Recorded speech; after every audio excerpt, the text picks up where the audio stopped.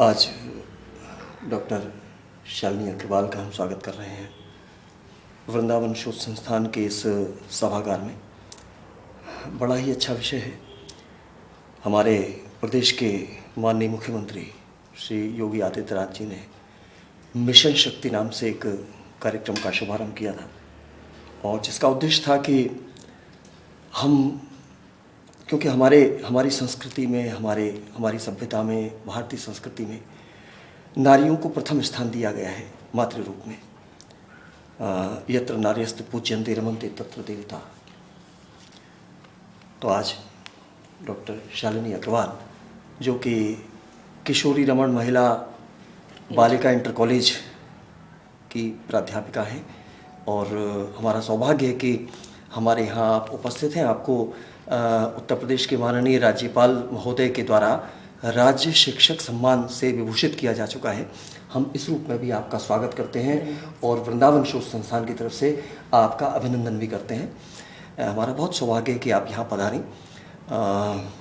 आज का जो हमारी चर्चा का विषय है, भारतीय नारी की विश्व संस्कृति को देन। वस्तुतः भारतीय संस्कृति स्वयं में इतनी विराट संस्कृति रही है, इतनी गौरवशाली संस्कृति रही है कि उसने पुरुष से अधिक नारी को महत्व प्रदान किया है। शक्ति के रूप में, विद्या के रूप में, या वैभव लक्ष्मी के रूप में, किसी भी रूप में हो, बिना नारी के पुरुष का क्योंकि जन्म ही संभव नहीं है। तो हम पूरे विश्व को भारतीय जो महिलाएं, भारतीय जो नारियां हुई हैं, जिनके माध्यम से हमने बहुत कुछ विश्व संस्कृति को दिया है, विश्व समुदाय को दिया है, हमने बहुत कुछ शिक्षा दी है, और ऐसी नारियां हमारे समाज में रही हैं, हमारे देश में जिनका जन्म हुआ है, जिनके माध्यम से हम स्वयं गौरवशाली अपने को अनुभव करते हैं।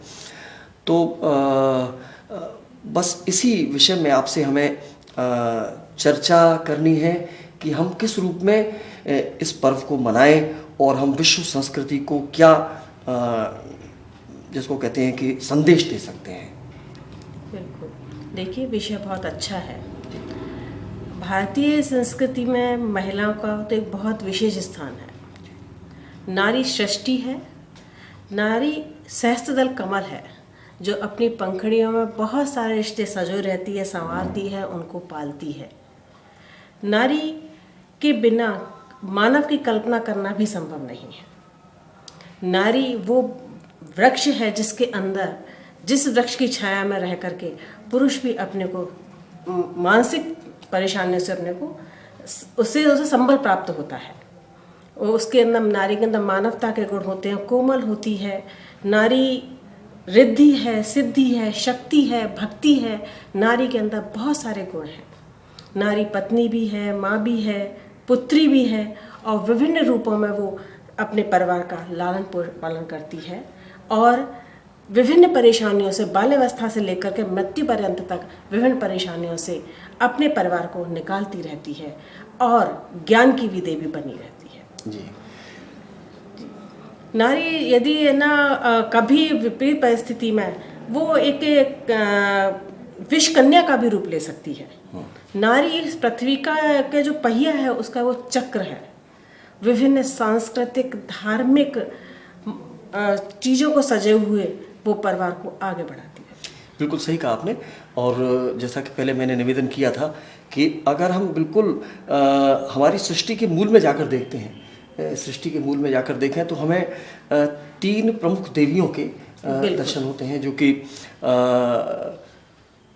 सरस्वती हैं, लक्ष्मी है और माँ दुर्गा है। माँ दुर्गा है। तो ये तीनों स्वयं में हमें अलग अलग क्षेत्रों में प्रेरणा संपन्न बनाती हैं। जैसे जो विद्या की देवी हैं वो सरस्वती हैं, वैभव की, समृद्धि की देवी हैं वो माता लक्ष्मी है, और जो शक्ति की देवी है वो माता दुर्गा है। शालिनी जी, हमारी भारतीय परंपरा में अनेक नारियां ऐसी हुई हैं जिन्होंने इन तीनों रूपों में हमें गौरवान्वित किया है। उनके बारे में कुछ मैं चाहूँगा कि आप प्रकाश डालें। जी, जैसे हमारे बहुत सारी विदुषी भी हुई हैं। जी। इनके साथ साथ साथ विदुषी भी हुई हैं। और माता सीता को हम ले सकते हैं, शबरी को ले सकते हैं, हम कौशल्या जी को ले सकते हैं। इन्होंने हमारे विभिन्न तरीके से अपने धर्म संस्कृति के माध्यम से अपने माहौल को सुदृढ़ बनाया है। जी जी जी। सीता माता ने धर्म का बिना कहे शांत होकर के धर्म की एक अच्छी शिक्षा दी है जी। उन्होंने अपने बच्चों का भी लालन पालन विपरीत परिस्थिति में भी अच्छे संस्कारों के साथ किया। उनका जो व्यवहार था वो उस माहौल के अनुसार इतना कुशल था कि जितने भी राह में जब वनवास के समय उनको मिलते जाते थे वो सब माता सीता का सम्मान करते थे। इवन वो रावण की कुटिया में भी रहीं तो त्रिष्टा जैसी राक्षसी भी उनको माँ के रूप में मानने लगी। जी बिल्कुल। तो इसी तरीके सीता जी केवट हैं, वो भी माता के रूप में उनको पूजने लगे थे। इन्होंने लवकुश को भी एक अच्छे संस्कार के साथ पाला था। जी। हम कौशल्या जी के साथ चले जाएं तो उन्होंने पति धर्म भी अच्छे से निभाया, अपने पुत्र को भी इतने अच्छे संस्कार दिए कि वो राजा दशरथ के कहने पर एक बार आराम से वन को चले गए और विपरीत परिस्थितियों में भी वह अपने पूरे परिवार को भगवत भजन के साथ बहुत अच्छे से निकालती रही। हम शबरी जी की तरफ जाते हैं। मतलब शबरी का भी अपने आप में बहुत बड़ी बात है कि उनके अंदर की जो भावना है कि जब उनके पिता उनका विवाह करने जा रहे थे और उनके विषय में है तो वह बकरी भैंस वगैरह मंगाई गई थी। तो उन्होंने पूछा कि आपने किस लिए मंगाई हैं? तो बोले कि इनका बलि होगी। उस चीज़ से उनको इतना कष्ट हुआ कि रात को ही वो जंगलों में चली गई और जंगलों में जाकर के उन्होंने दंडकारण्य वन है वहाँ पर जाकर के, क्योंकि उनको बहुत जानकारी नहीं थी पूजा पाठ कैसे होता है, क्या किया जाता है, वो ऋषियों को देखती थी और उनके उठने से पहले ही वो जो नदी तक जाते थे उस रास्ते को बिल्कुल साफ कर देती थी। हवन के लिए लाके लकड़ियाँ रख देती थी वो कि जिससे मेरा इसमें योगदान रहेगा। वर्षों तक इस तरीके से करती रही। धीमे धीमे उनसे मतंग ऋषि खुश भी हुए और इसके बाद ये जब वो थोड़ा जाने को हुए, उनका समय आया तो शबरी बहुत परेशान हुई। उन्होंने उनको आश्वस्त किया कि एक दिन राम यहाँ पर जरूर आएंगे और उनकी बाट जोते जोते वो डेली ये काम करती रही। एक दिन राम वहाँ पर आए और उन्होंने, चूंकि राम सीता जी को खोजने में निकले हुए थे, तो शबरी जी ने ही उनको एक सलाह दी थी कि आप सुग्रीव से मित्रता जरूर कर लेना। और देखिए उनकी एक सलाह थी, सुग्रीव की मित्रता राम जी को कहाँ तक ले गई। उसी के कारण वो माता सीता तक पहुँच गए थे। जी जी बिल्कुल बिल्कुल बिल्कुल, बिल्कुल। और अगर रामायण की आप चर्चा कर रही हैं तो रामायण में तो शालिनी जी इतने पात्र हैं, जैसे कि सीता जी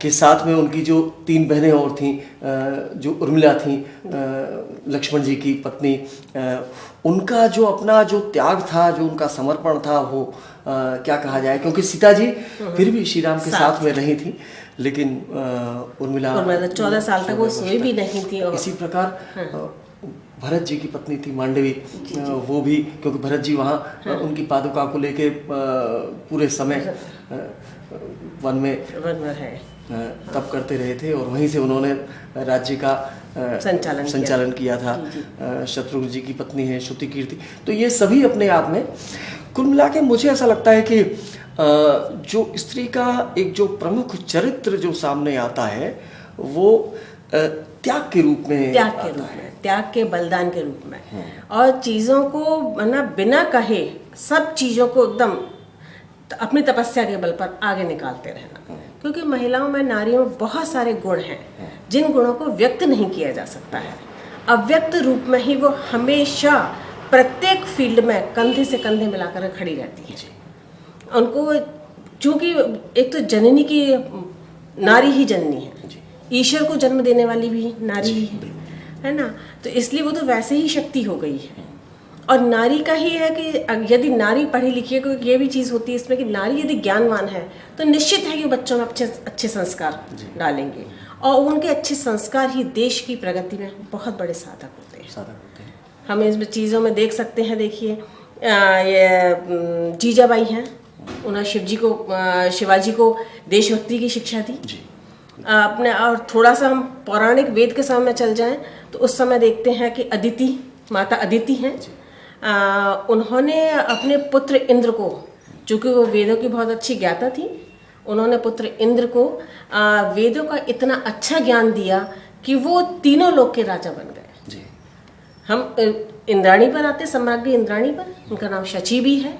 इंद्र की पत्नी हैं, एक बार इंद्र के हाथ से लोक चला गया था तो उन्होंने इंद्र को ज्ञान की शिक्षा दी। मतलब देखने की बात यह है कि उस समय की कितनी ज्ञानी थी महिलाएं कि जिन्होंने लोक भी अपने हाथ में मतलब इस तरीके से करना और शिक्षा दी उनको इंद्र को कि पुनः शासन प्राप्त किया। उस समय की बहुत सारी महिलाएं रही हैं, मैत्री हैं, गार्गी हैं, अपाला हैं, घोषा हैं। अब अपाला घोषा हैं दोनों कुष्ठ रोग से पीड़ित थी। कुष्ठ रोग की स्थिति में उन्होंने उस समय वेदों का ज्ञान प्राप्त किया, आयुर्वेद की उन्होंने ज्ञान प्राप्त किया और उससे एक दिन ये कुष्ठ रोग के लिए उन्होंने जब ज्ञान प्राप्त करके अपनी चिकित्सा करवाई और वो विश्व सुंदरी में आ गई। अपाला ने तो सोमरस की उत्पत्ति की। हम गार्गी पे आ जाएं, गार्गी जी ने तो याज्ञवल्क्य के ऋषि को अपने आप में जो महान ज्ञाता थे उनको ही शास्त्रार्थ में हरा दिया। मैत्री हैं याज्ञवल्क्य जी की पत्नी। याज्ञवल्क्य जी एक बार अपना वन में जाना चाह रहे थे क्योंकि उनको ये था कि हमको अभी आत्मोन्नयन करना है, ज्ञान प्राप्त करना है। तो चूंकि उनकी 2 पत्नियां थीं, कात्यायनी और मैत्री, तो उन्होंने कहा कि मैं अपनी संपत्ति का आधा आधा बंटवारा करता हूँ। कात्यायनी जी एग्री हो गई, लेकिन मैत्री ने कहा कि नहीं, मुझे संपत्ति नहीं चाहिए, मुझे तो आत्मोन्नयन की चाहिए, अपना राष्ट्र के उत्थान की बातें करनी है। और वो याज्ञवल्क्य जी के साथ रहीं और शिक्षा प्राप्त की। तो हमें बहुत सारी इस तरीके से हमारे देश में नारियां हैं जो देश के उत्थान के लिए, ज्ञान प्राप्त करने के लिए वो किसी भी उस पर गई और बहुत सारे ऋचाएं लिखी हैं, वेद लिखे हैं, श्लोक लिखे हैं, वेदांत भी उन्हीं की देन है।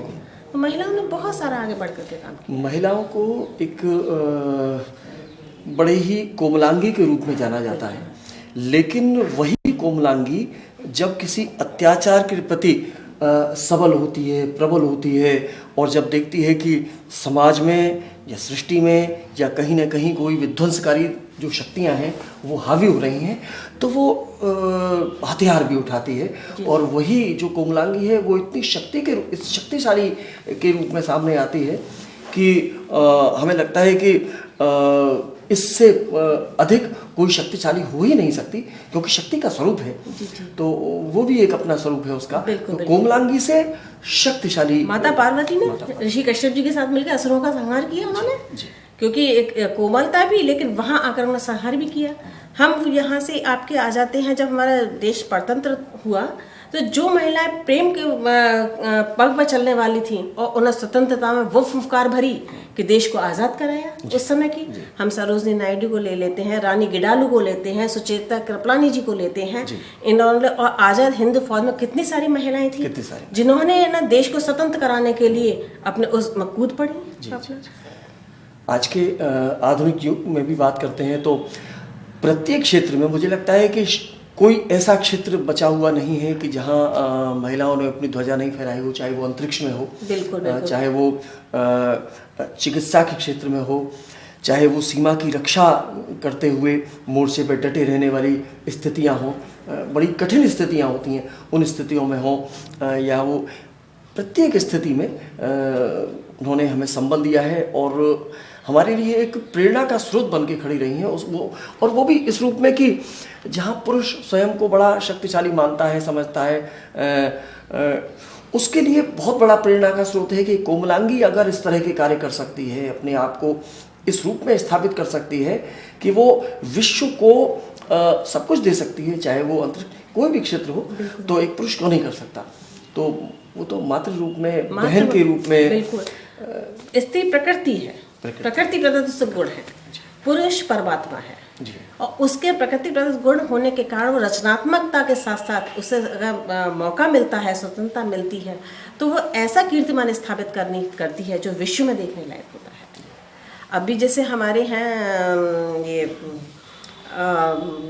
डॉक्टर सीमा राव हैं, कॉम्बैट वो कमांडो ऑफिसर है, प्रथम महिला कमांडो ऑफिसर है। तनुश्री पारिक हैं, कॉम्बैट ऑफिसर हैं। और टीसी थॉमस हैं, इनको मिसाइल वुमेन का नाम दिया गया है। चंद्रयान 2 का जो नेतृत्व करने वाली थी वो भी 2 हमारी महिलाएं हैं। ये वरिदा हैं, वरिदा नथैया, और एक ऋतु करदर श्रीवास्तव, इन्होंने चंद्रयान 2 का सफल नेतृत्व किया है। आप चाहे सेना का वायुयान में चले जाइए, सेना में चले जाइए, आर्मी में चले जाइए, समुद्र तट रक्षक में चले जाइए, जहाँ भी जिस भी फील्ड में जाए महिलाओं की भागीदारी है। इवन खदानों में भी उनकी भागीदारी बढ़ गई है। तो महिलाएं इस समय प्रत्येक फील्ड में जा रही हैं। जब हम कोई रिजल्ट की भी बात करते हैं ना, तो आपको महिलाओं का प्रतिशत ज़्यादा मिलेगा। बिल्कुल। जो हम देखते हैं कि बहुत समय से ऐसे भी हमारे पास में प्रकरण सामने आते हैं कि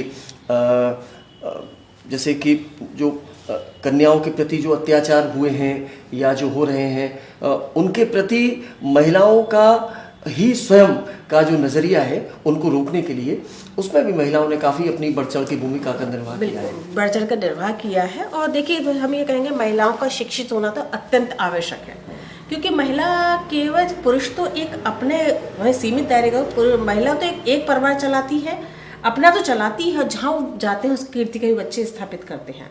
तो महिलाओं को शिक्षित होना अनिवार्य है। इसके साथ साथ इतने कीर्तिमान के साथ साथ भी सरकार का भी एक पूरा साथ मिला हुआ है जी। और उसी का परिणाम है कि दिन प्रतिदिन महिलाएं उन्नति कर रही हैं, प्रगति कर रही हैं। बहुत सारे सरकार ने कानून भी बनाए हैं, बाल निषेध कानून है, घरेलू हिंसा निषेध कानून है उनका। तो इन सब के ऐसे की जानकारी प्राप्त करते करते वो बहुत आगे बढ़ती चली जा रही है। आप तो स्वयं शिक्षिका हैं। मुझे ऐसा लगता है कि कोई छात्र या छात्रा अगर वो शिक्षा एक शिक्षक से लेता है और एक वही छात्र या छात्रा वो शिक्षिका से शिक्षा लेता है, तो शिक्षिका उसको ज़्यादा प्रभावित करती है और ज़्यादा अच्छी तरह से उसे मोटिवेट कर पाती है बजाय किसी शिक्षक के। क्योंकि वो उसमें मानवीय संवेदनाएं उसमें शामिल होती हैं, क्योंकि जो एक फीलिंग्स होती हैं, साइकोलॉजी ये कहना चाहिए होती है, जिसकी गहराई को एक माँ पढ़ सकती है या नारी पढ़ सकती है, वो शक्ति शायद ईश्वर प्रदत्त है, वो पुरुष में उतनी नहीं है जो महिलाओं में है। वो कहीं ना कहीं उसकी कोमल भावनाएं भी हैं, क्योंकि वो जो छात्र है या जो विद्यार्थी है वो कहीं ना कहीं अपनी माँ का स्वरूप उसमें देखता है, या बच्ची है तो वो देखती है। और कहते हैं कि माँ जो है वो बच्चे की प्रथम गुरु होती है। प्रथम गुरु होती है, बिल्कुल आपने सही कहा, प्रथम गुरु होती है।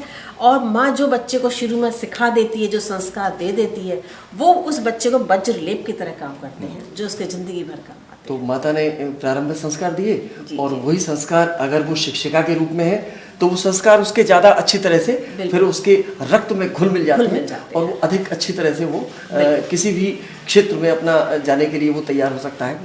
आप क्या कहना चाहेंगी आज की पीढ़ी से कि वो महिलाओं के विषय में आपका जो अभिमत है कि बच्चों को क्या शिक्षा आप देना चाहेंगी इस क्षेत्र में? देखिए, हमारी या बच्चियों को बिल्कुल हमारी जो भारतीय संस्कृति है इसकी तुलना कहीं से नहीं की जा सकती है। ये देव संस्कृति है।